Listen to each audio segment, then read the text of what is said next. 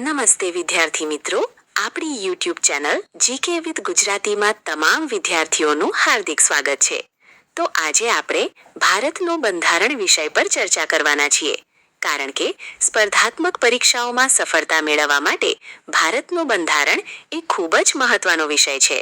અને આજે આપણે ભારતની બંધારણ સભા વિશેના 20 અતિ મહત્વપૂર્ણ પ્રશ્નો MCQની ક્વિઝ જોઈશું।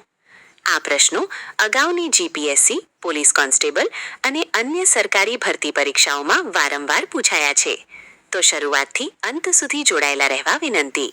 તો ચાલો શરૂઆત કરીએ। પ્રશ્ન 1, ભારતની બંધારણ સભાની રચના કઈ યોજના હેઠળ કરવામાં આવી હતી? A. Cripps mission, B. Cabinet mission યોજના, C. વેવલ યોજના, D. માઉન્ટબેટન યોજના। સાચો જવાબ છે B. કેબિનેટ મિશન યોજના। પ્રશ્ન 2, બંધારણ સભાની પ્રથમ બેઠક ક્યારે મળી હતી? A. 9 December 1946, B. 15 August 1947, C. 26 November 1949, D. 26 જાન્યુઆરી 1950। સાચો જવાબ છે A. 9 ડિસેમ્બર 1946। પ્રશ્ન 3, બંધારણ સભાના અસ્થાયી પ્રોવિઝનલ અધ્યક્ષ કોણ હતા? A. Jawaharlal Nehru, B. Doctor Rajendra Prasad, C. Doctor B.R. Ambedkar, D. Doctor Sachchidanand Sinha. સાચો જવાબ છે D. ડોક્ટર સચ્ચિદાનંદ સિન્હા। પ્રશ્ન 4, બંધારણ સભાના સ્થાયી અધ્યક્ષ તરીકે કોની પસંદગી કરવામાં આવી હતી? A. Doctor Rajendra Prasad, B. J.B. Kripalani, C. C. Rajagopalachari, D. Sardar Vallabhbhai Patel. સાચો જવાબ છે A. ડોક્ટર રાજેન્દ્ર પ્રસાદ। પ્રશ્ન 5, બંધારણ સભામાં ઉદ્દેશ્ય પ્રસ્તાવ ઓબ્જેક્ટિવ રેઝોલ્યુશન કોણે રજૂ કર્યો હતો? A. Doctor B.R. Ambedkar, B. Sardar Vallabhbhai Patel, C. Jawaharlal Nehru, D. Doctor Rajendra પ્રસાદ। સાચો જવાબ છે C. જવાહરલાલ નહેરુ। પ્રશ્ન 6, બંધારણની મુસદ્દા સમિતિ ડ્રાફ્ટિંગ કમિટીના અધ્યક્ષ કોણ હતા? A. K.M. Munshi, B. Doctor B.R. Ambedkar, C. J.B. Kripalani, D. Gopal Swami Ayyangar. સાચો જવાબ છે B. Doctor B.R. આંબેડકર।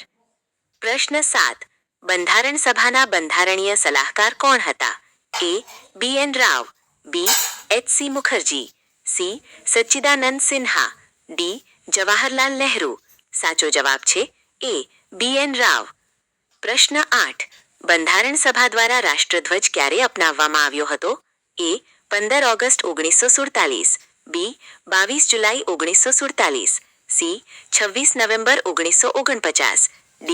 24 જાન્યુઆરી 1950। સાચો જવાબ છે B.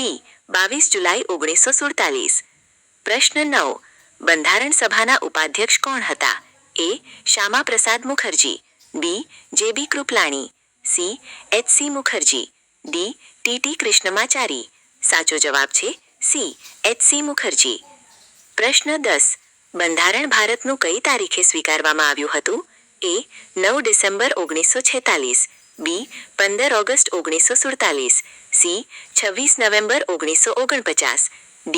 26 જાન્યુઆરી 1950। સાચો જવાબ છે C. 26 નવેમ્બર 1949। પ્રશ્ન 11, ભારતનું બંધારણ કઈ તારીખથી અમલમાં આવ્યું હતું? A. 26 January 1930, B. 15 August 1947, C. 26 November 1949, D. 26 જાન્યુઆરી 1950। સાચો જવાબ છે B. 26 જાન્યુઆરી 1950। પ્રશ્ન 12, બંધારણ સભામાં કુલ કેટલી મહિલા સભ્યો હતી? A. 8, B. 10, C. 15, D. 20। સાચો જવાબ છે C. 15। પ્રશ્ન 13, બંધારણ સભાની મુસદ્દા સમિતિમાં કુલ કેટલા સભ્યો હતા? A. 5, B. 6, C. 7, D.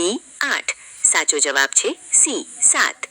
પ્રશ્ન 14, બંધારણ સભાના સભ્યોની કુલ સંખ્યા કેટલી નક્કી કરવામાં આવી હતી? A. 299, B. 350, C. 389, D. 400। સાચો જવાબ છે 389। પ્રશ્ન 15, બંધારણ સભાની ચૂંટણીઓ ક્યારે યોજાઈ હતી? A. July 1945, B. July 1946, C. November 1946, D. August 1947। સાચો જવાબ છે B. જુલાઈ 1946। પ્રશ્ન 16 બંધારણ સભા દ્વારા રાષ્ટ્રગાન યાની નેશનલ એન્થમ ક્યારે અપનાવવામાં આવ્યું હતું? એ 22 જુલાઈ 1947, બી 15 ઓગસ્ટ 1947, સી 26 જાન્યુઆરી 1950, ડી 24 જાન્યુઆરી 1950. સાચો જવાબ છે ડી 24 જાન્યુઆરી 1950. પ્રશ્ન 17 બંધારણ સભામાં ઝંડા સમિતિના અધ્યક્ષ કોણ હતા? એ જે.બી. કૃપલાણી, બી doctor Rajendra Prasad, C K M. Munshi, D C Rajagopalachari. સાચો જવાબ છે બી ડોક્ટર રાજેન્દ્ર પ્રસાદ. પ્રશ્ન 18 ભારતના બંધારણને તૈયાર કરવામાં આશરે કેટલો સમય લાગ્યો હતો? એ 1 વર્ષ 10 મહિના 20 દિવસ, બી 2 વર્ષ 1 મહિના 15 દિવસ, સી 2 વર્ષ 11 મહિના 18 દિવસ, ડી 3 વર્ષ 2 મહિના 10 દિવસ. સાચો જવાબ છે સી 2 વર્ષ 11 મહિના 18 દિવસ. પ્રશ્ન 19 બંધારણ સભાની પ્રાંત સમિતિના અધ્યક્ષ કોણ હતા? એ જવાહરલાલ નહેરુ, બી સરદાર વલ્લભભાઈ પટેલ, સી ડોક્ટર રાજેન્દ્ર પ્રસાદ, ડી બી.આર. આંબેડકર. સાચો જવાબ છે બી સરદાર વલ્લભભાઈ પટેલ. પ્રશ્ન 20 બંધારણ સભાએ તેની અંતિમ બેઠક ક્યારે યોજી હતી? એ 15 ઓગસ્ટ 1947, બી 26 નવેમ્બર 1949, સી 24 જાન્યુઆરી 1950, ડી 26 જાન્યુઆરી 1950. સાચો જવાબ છે સી 24 જાન્યુઆરી 1950. તો મિત્રો આ હતા ભારતની બંધારણ સભાના મહત્વના 20 પ્રશ્નો. તમારામાંથી કેટલા મિત્રોના 20માંથી 20 સાચા પડ્યા? નીચે કોમેન્ટ બોક્સમાં જરૂર જણાવો. જો તમને આ વિડીયો ગમ્યો હોય તો લાઈક કરો, તમારા મિત્રો સાથે શેર કરો. ઓઠાની જ શિક્ષુઇત્સય સાથે આપણી ચેનલ જીકે વિથ ગુજરાતીને સબસ્ક્રાઇબ કરવાનું ભૂલતા નહીં. જય હિન્દ.